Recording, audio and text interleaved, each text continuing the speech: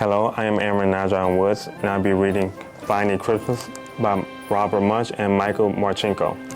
Let's get started.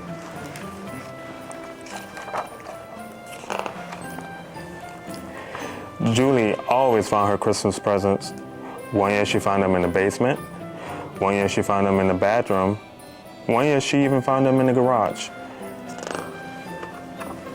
But this Christmas, Julie began to wonder if she was getting any presents from her family at all. She had looked and looked and looked and looked and found nothing. On Christmas Eve, Julie decided to give it one last try. She went down into the basement and pushed her way through spider webs. No presents. She went into the bathroom and pulled out all the towels. No presents. She went into her parents' bedroom and took all the clothes out of all the drawers and all the clothes out of all the closets. No presents. She moved everything out of the garage and looked underneath the car and behind the lawnmower. No presents.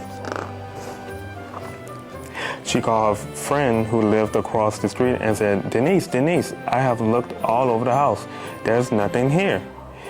It is Christmas Eve and there are no presents. None at all? No presents. Denise said, Stop. I'm looking over at your house and guess what I see on the roof? I know, said Julie. There is a Santa Claus with a sleigh. My mom and dad put that up this year. Isn't it neat? Yes, it is neat, said Denise. And what is in the back of the sleigh on the top of your roof? A large box, says Julie. Yes, said Denise. What do you think is in the box? Of course, said Julie. They hid the presents on the roof. So Julie went to bed early and then very quietly, she climbed up on the roof, opened the box and looked in. The box was full of presents. She pulled herself up and fell in, and the top closed and she could not get out. She yelled, Denise, but Denise had already gone to bed. She yelled, Daddy, but her dad was busy decorating the tree. She yelled, Mommy, but her mom was busy wrapping one last Christmas present for her dad. She yelled, Andrew, but her brother was putting out a plate of cookies for Santa. She yelled, Taya, but her sister had gone to sleep on the couch. There was no way to get out, so Julie decided to take a nap. She lay down in the middle of the presents, wrapped herself in a blanket, and went to sleep.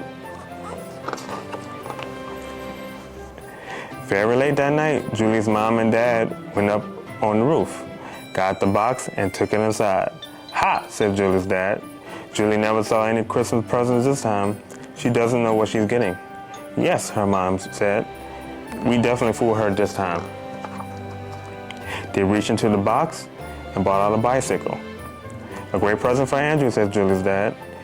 They reached in the box and brought out some markers. A great present for Julie, said her mom. They reached into the box and brought out some building blocks. A great present for Taya, said her dad. And then they reached in the box and brought out Julie, fast asleep. Look at this, says Julie. It is a little girl. Who's getting a little girl? I didn't get anyone a little girl, says Julie's mom. Well, it looks like a really nice little girl and I want it for my Christmas present, said her dad. It looks like a really nice little girl to me too, and I want it for my Christmas present, said her mom. No, said her dad. I saw it first and it's going to be my present. No, said her mom. It's a girl. I'm a girl, so it should belong to me. And Julie woke up. Wait a minute, she said. I belong to you both. Right, said her mom and dad.